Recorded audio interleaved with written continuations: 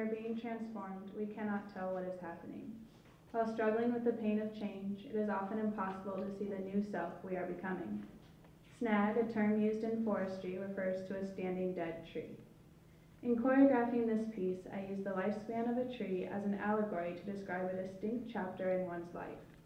I wanted to capture the universal experience of change and transition into the unknown.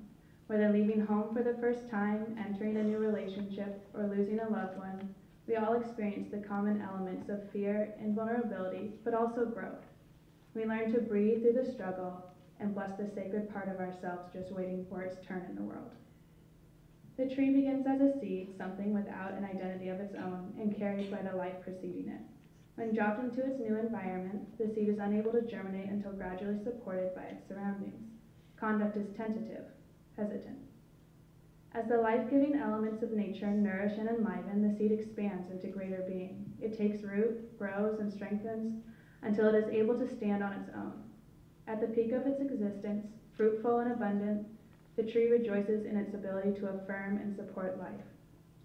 But at the mercy of time and age, we become aware of the limits of our fullness and majesty. And although inevitable, we resist our fall.